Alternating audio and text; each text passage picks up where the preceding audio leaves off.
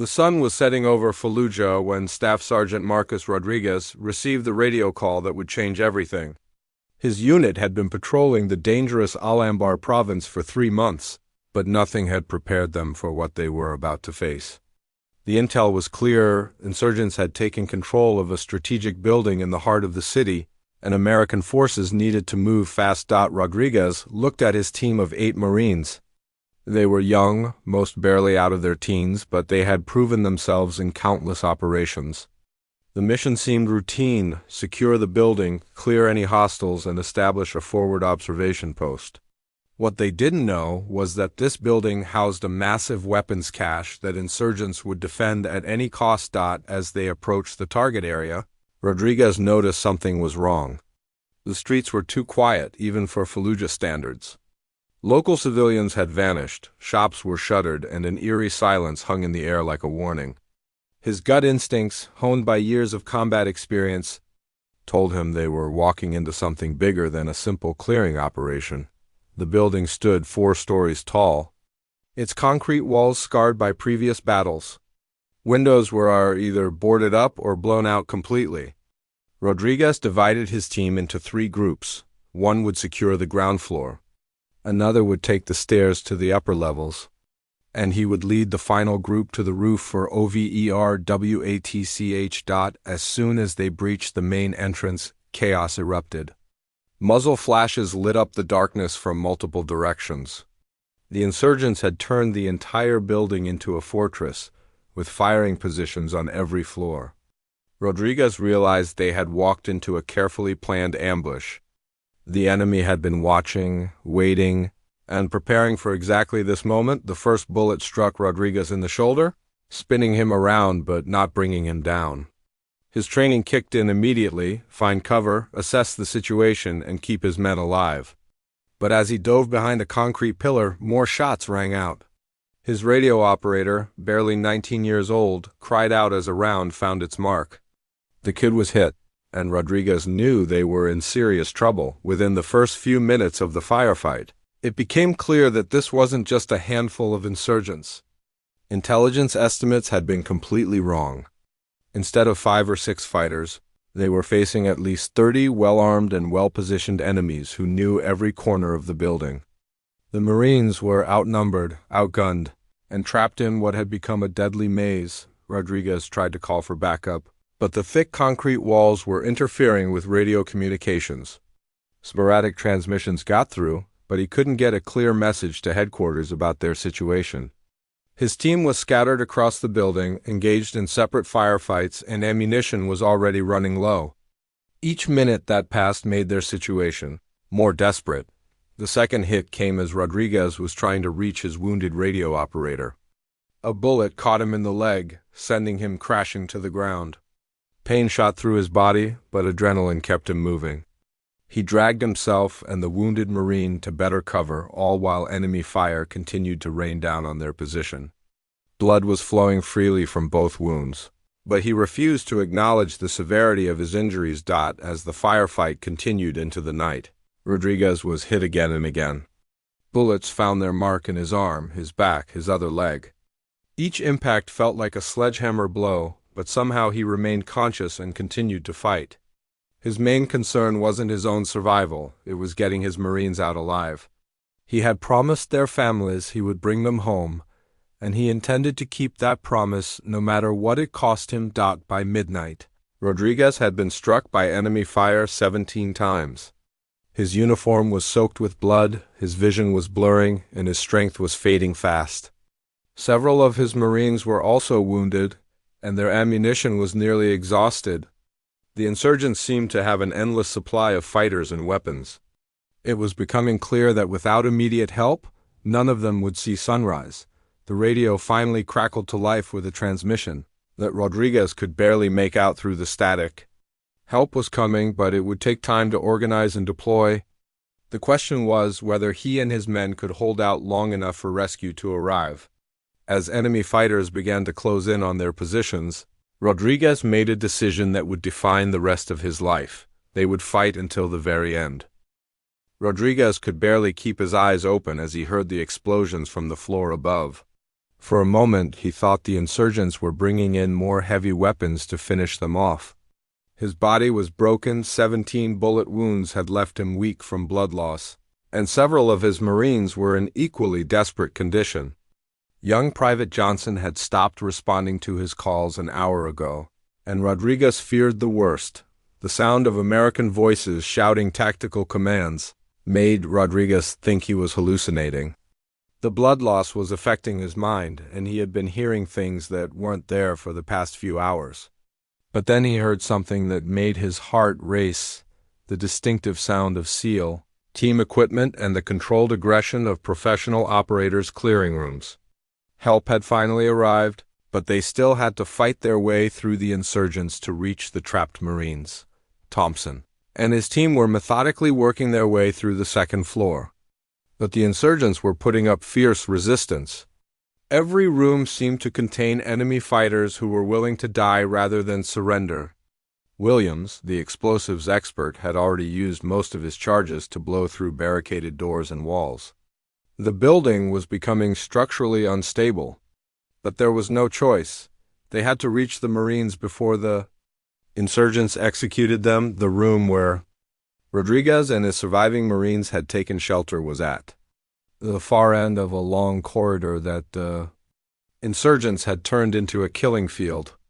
Machine gun positions at both ends made it nearly impossible for anyone to cross. Thompson studied the situation and realized they needed a distraction. Peterson, positioned on the roof, could provide sniper support, but the angles were difficult due to the building's layout. Garcia, the SEAL medic, was growing increasingly concerned about the time factor. The radio transmissions from the trapped Marines had become weaker and less frequent. Someone inside that room was dying, possibly multiple people, and every minute of delay reduced their chances of survival. Thompson made the difficult decision to split his team. Half would create a diversion while the other half attempted to breach the Marine position from an unexpected angle. The diversion worked better than expected. When Williams detonated a series of charges on the floor above, the ceiling partially collapsed, creating chaos among the insurgent positions. Dust and debris filled the corridor, providing momentary concealment for Thompson and Garcia to advance. They moved like shadows, using every piece of cover available while Peterson's sniper rifle eliminated threats from the rooftop. When Thompson finally reached the door to the Marines' position, he could hear weak voices inside pleading for help, but the door was locked and barricaded from the inside. The Marines had secured it against insurgent attack and couldn't open it themselves due to their injuries. Thompson had to make a quick decision about how to breach without endangering the wounded men inside. The wrong approach could collapse the ceiling on top of them. Garcia used his medical training to assess the situation by sound alone. He could hear labored breathing, weak moaning, and what sounded like someone trying unsuccessfully to speak. At least 2 people were alive in there, but their condition was critical. Thompson made the call to use a small shaped charge that would blow the lock without bringing down the surrounding structure. It was risky, but they were running out of options. The explosion was smaller than usual SEAL operations, but in the confined space it sounded like thunder. As soon as the door swung open, Garcia rushed inside with his medical kit while Thompson provided security. What he saw inside made his stomach turn. Rodriguez was sitting upright against the wall, his uniform completely soaked with blood, somehow still conscious and alert despite 17 gunshot wounds. Around him were 3 other Marines in various states of injury. Rodriguez looked up at Thompson with eyes that had seen too much death and whispered the words that would haunt the SEAL commander forever. "I promised their mothers I'd bring them home." Despite his own critical injuries, Rodriguez had spent the last 20 hours keeping his wounded Marines alive, sharing his water, applying pressure to their wounds, and maintaining their morale even as his own life ebbed away. Garcia immediately went to work on Rodriguez, while Thompson secured the room and called for immediate medical evacuation. The Marine Staff Sergeant had lost an enormous amount of blood and was showing signs of shock, but somehow his vital signs were still present. The medic had seen many wounded warriors, but Rodriguez's will to live was unlike anything he had encountered before. The man should have been dead hours ago, but sheer determination was keeping him conscious. As Garcia worked to stabilize Rodriguez and the other wounded Marines, Thompson coordinated with the extraction team. The building was still under enemy fire.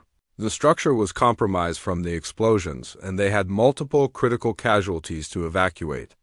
The helicopter pilots would have to perform an extremely dangerous extraction under fire, lowering medics and stretchers into what was essentially a war zone. The most heartbreaking moment came when Rodriguez grabbed Thompson's arm with what little strength he had left and asked about Private Johnson, the young Marine who had stopped responding earlier. Garcia checked the young man's pulse and slowly shook his head. Rodriguez closed his eyes and whispered an apology to a mother he would have to face someday, promising her son would come home, but knowing that promise was now broken forever. 200 miles away at Naval Special Warfare Command Headquarters, Lieutenant Commander Jake "Reaper" Thompson was reviewing mission reports when the emergency call came through. A Marine unit was trapped in Fallujah, taking heavy casualties, and conventional rescue attempts had already failed twice. The insurgents had the building surrounded and were using heavy weapons to prevent any ground-based rescue operation. Thompson had been a Navy SEAL for 12 years, leading some of the most dangerous missions in Iraq and Afghanistan.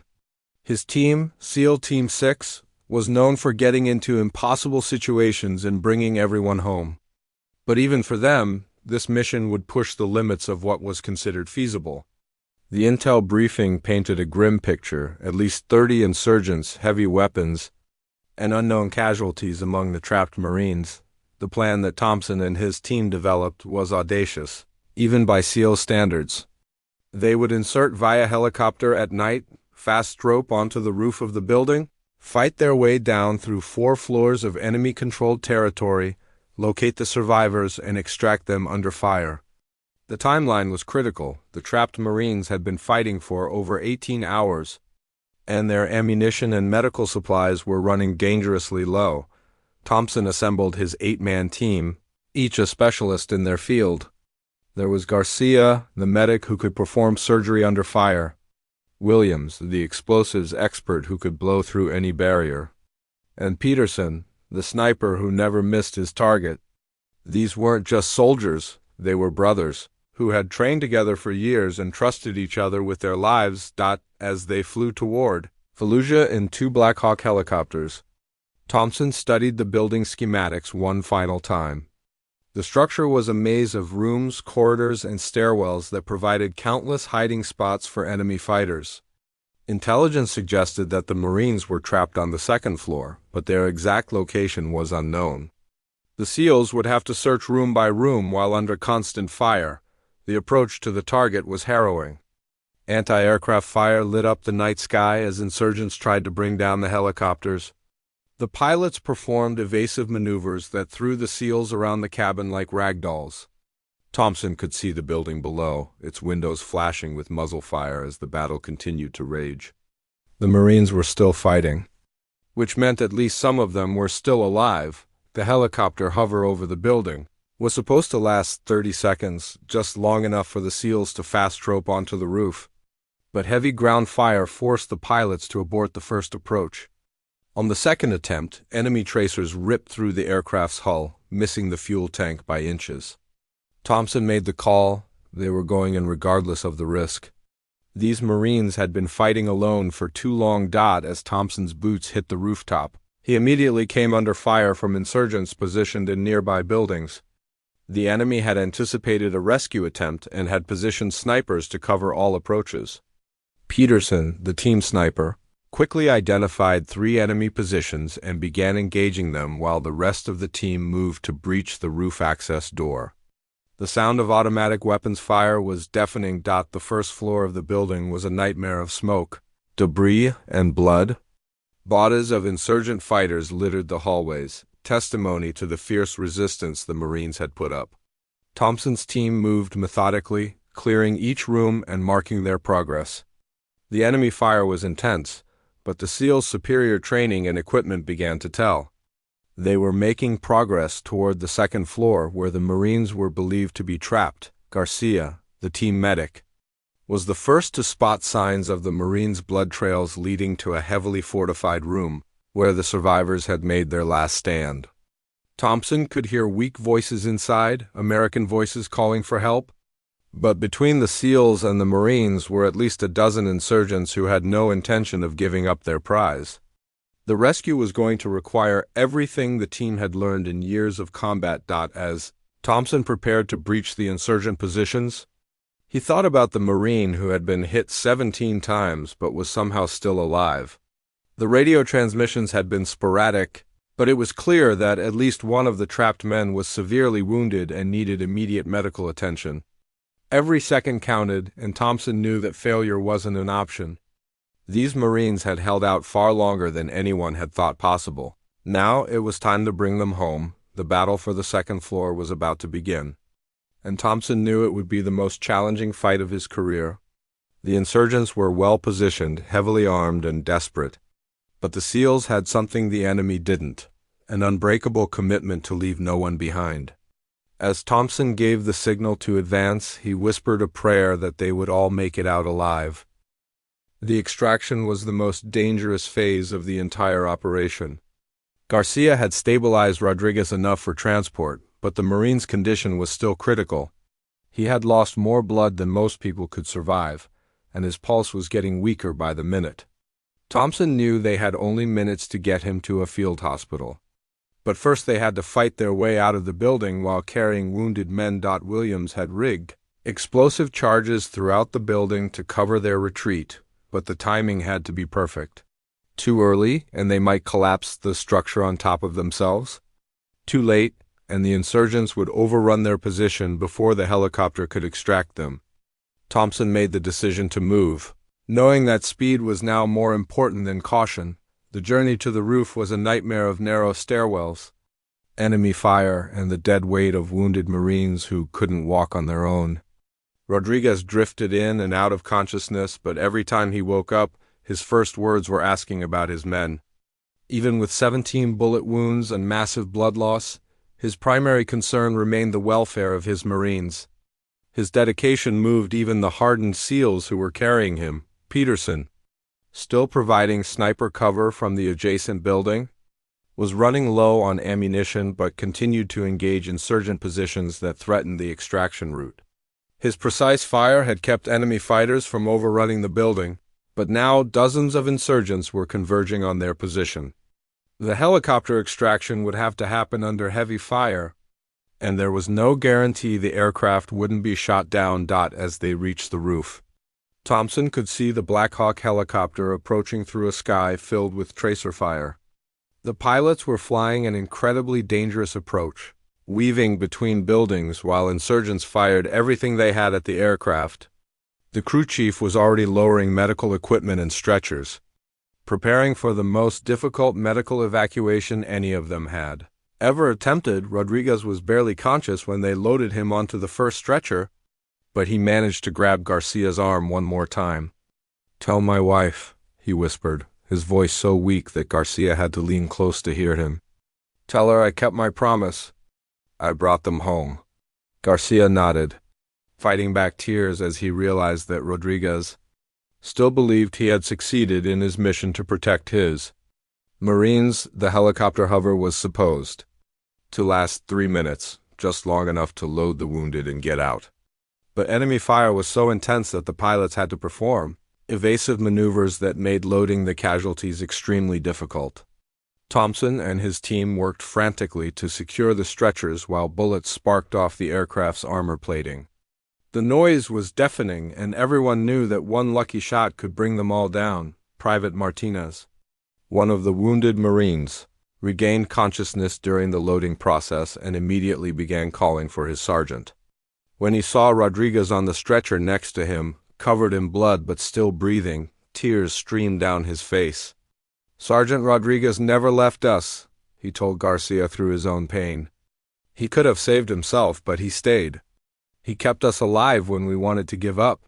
The most emotional moment came when they had to leave Private Johnson's body behind temporarily.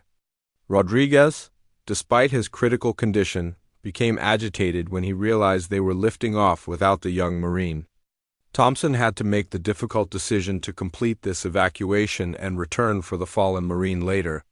Rodriguez tried to protest, but he no longer had the strength to speak above a whisper. As the helicopter lifted off, insurgents fired everything they had at the departing aircraft. RPGs exploded nearby, shaking the helicopter violently, while machine gun fire raked the aircraft's hull.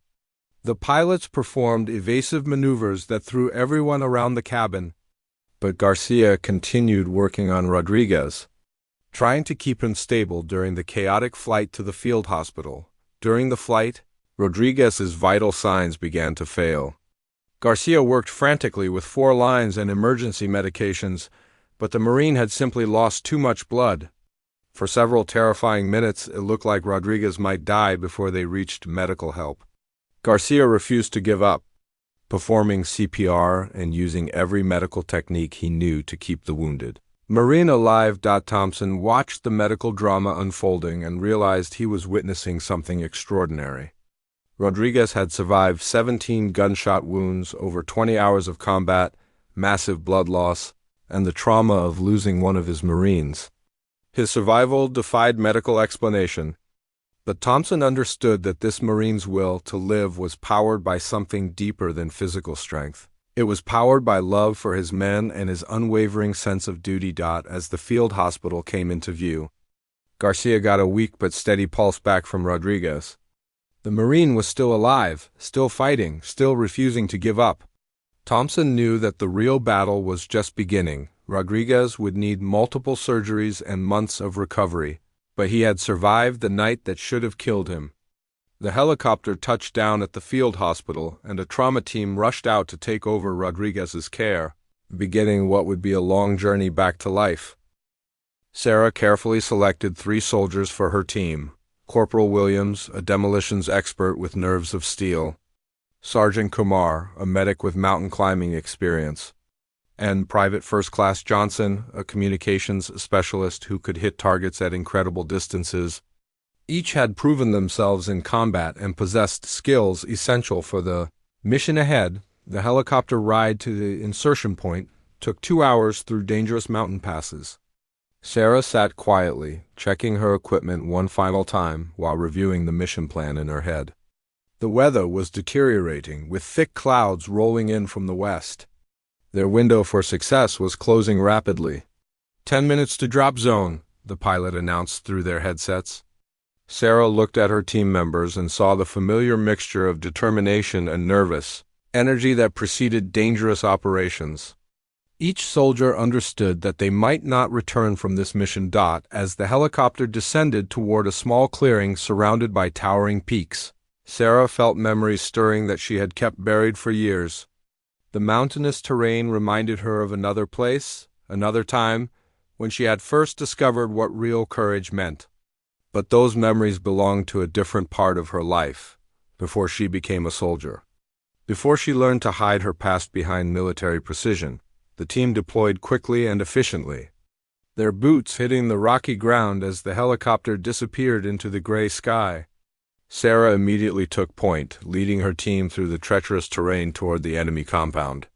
The path was steep and dangerous, with loose rocks that could trigger avalanches and cliffs that dropped into seemingly bottomless canyons. After 3 hours of difficult hiking, they reached their observation point overlooking the target compound. Sarah studied the enemy positions through her binoculars while her team set up their equipment. The fortress was more heavily defended than intelligence had suggested. Guard towers positioned at strategic points offered overlapping fields of fire, and patrolling soldiers carried automatic weapons. "Count at least 15 tangos visible," whispered Corporal Williams. "Probably more inside the compound." Sarah nodded grimly. The odds were getting worse by the minute, but she had faced impossible situations before. Through her binoculars, she could see movement in one of the buildings that suggested the location of the hostages. Getting to them would require passing through a gauntlet of enemy fire. "Johnson, can you get us communications with base?" Sarah asked quietly. The communications specialist worked quickly with his equipment, but after several minutes, he shook his head. "Negative, Sergeant. These mountains are blocking our signal. We're on our own until we reach the extraction point." Sarah had expected this possibility. Mountain operations were notoriously difficult for maintaining communications, and the enemy had chosen their location well. Her team would have to complete the mission without support or backup. As evening approached, Sarah finalized their assault plan. They would wait until after midnight, when guard rotations typically created brief vulnerabilities in the defense perimeter. Williams would create a diversion on the south side of the compound while Sarah and Kumar infiltrated from the north. Johnson would provide cover fire from their current position. "Remember, we go in quiet until we locate the hostages," Sarah explained to her team. "Once we have visual confirmation, we extract them as quickly as possible. If things go bad, we adapt and overcome. Everyone comes home." As they waited for darkness, Sarah found herself thinking about the colonel's words regarding her courage. She wondered what he would think if he knew the real reason she never showed fear in combat situations. The truth was that she had experienced something far worse than bullets and explosions. She had survived something that made military combat seem manageable by comparison. At 0200 hours, Sarah gave the signal to begin the mission. Williams moved silently toward his position while Sarah and Kumar began their dangerous descent toward the compound. The moonlight was minimal, providing good concealment, but making the treacherous terrain even more dangerous to navigate. They reached the outer perimeter without detection. Sarah could hear guards talking quietly in a language she didn't recognize, their cigarette smoke drifting on the cold mountain air. Every step had to be calculated perfectly. One mistake would alert the entire compound and doom the hostages to execution. As they approached the building where they believed the hostages were being held, Sarah's heart pounded with anticipation and determination. This was the moment that would define her career and possibly save innocent lives. But unknown to her team, the enemy had been tracking their approach for the past hour. The rescue mission was about to become a deadly trap. The trap was sprung just as Sarah and Kumar reached the building containing the hostages. Suddenly, floodlights illuminated the compound and automatic weapons fire erupted from multiple directions. The enemy had been waiting for them, and now they were caught in a deadly crossfire with nowhere to run. "Get to cover," Sarah shouted as bullets whined past their heads. She and Kumar dove behind a concrete barrier just as the wall behind them exploded in a shower of debris. Williams's diversion had turned into a full battle on the south side of the compound, and Johnson's position was under heavy fire from guard towers. Sarah's mind raced as she assessed their desperate situation. They were outnumbered, outgunned, and trapped in an exposed position. Any normal soldier might have panicked or frozen under such overwhelming odds. But something deep inside Sarah awakened, something that had been forged years before she ever wore a military uniform, through the chaos of gunfire and explosions. Sarah heard voices crying out from inside the building just meters away. The hostages were there, probably terrified and believing they were about to die. She couldn't let that happen. She wouldn't let that happen. "Kumar, can you reach that window?" Sarah pointed to a small opening on the side of the building. Bullets continued to strike their cover, sending concrete fragments flying in all directions. "Maybe, but it's suicide to try," Kumar replied, reloading his weapon. "There's no cover between here and there." Sarah looked at the open ground they would need to cross. It was perhaps 20 meters, but it might as well have been 20 miles given the enemy fire concentrated on their position. Any movement would draw immediate attention from multiple gun positions. But as Sarah crouched behind the concrete barrier, something remarkable happened. The fear that might have paralyzed another soldier simply melted away. In its place came a cold, calculating determination that she had discovered years ago during the darkest period of her life. "I'm going for the window," Sarah announced. "When I move, lay down covering fire and keep their heads down." "Sergeant, that's insane," Kumar protested. "You'll never make it across that open ground." Sarah checked her ammunition and prepared to move. "Trust me, I've survived worse than this." What Kumar didn't know was that Sarah's calm under fire came from experiences that predated her military career. When she was 15 years old, her family had been trapped in their home during a devastating house fire. Her younger brother had been unconscious in an upstairs bedroom, and the stairway was engulfed in flames, while firefighters worked desperately to reach them. Sarah had made a choice that defined her character forever. She wrapped herself in wet blankets and ran directly through the wall of fire to reach her brother. The flames had burned through the blankets, searing her arms, back, and legs with scars that she still carried. But she had saved her brother's life. Now, facing enemy gunfire, Sarah felt that same clarity of purpose. The physical pain she had endured during the fire had taught her that the human body could survive far more than the mind believed possible. The emotional trauma of nearly losing her brother had shown her that some things were worth any risk. "On my signal," Sarah told Kumar. She took a deep breath and visualized her path to the window. Every step was planned, every potential obstacle considered. Now, Sarah exploded from their cover, running in a zigzag pattern across the open ground. Bullets struck the dirt around her feet and whistled past her head, but she never slowed down. Kumar's covering fire forced several enemy gunners to duck, creating brief gaps in the deadly crossfire. Sarah dove through the window in a crash of broken glass, rolling as she hit the floor inside. She came up with her weapon ready and quickly scanned the dark interior. The building appeared to be some kind of storage facility, with stacked crates providing cover and concealment. Moving deeper into the building, Sarah heard muffled voices speaking English. Her heart leaped with hope as she realized she had found the hostages. But getting to them would mean crossing a central area that was likely defended by enemy soldiers. As Sarah crept through the shadows toward the voices, she reflected on how the colonel had questioned her courage. He had no way of knowing that courage wasn't something she had to find within herself during dangerous moments. Courage was something that lived permanently in her heart, forged in fire and tested by pain that went far beyond anything the military had ever asked of her. The rescue was far from over. But Sarah knew with absolute certainty that she would not leave this compound without every hostage safely in her care.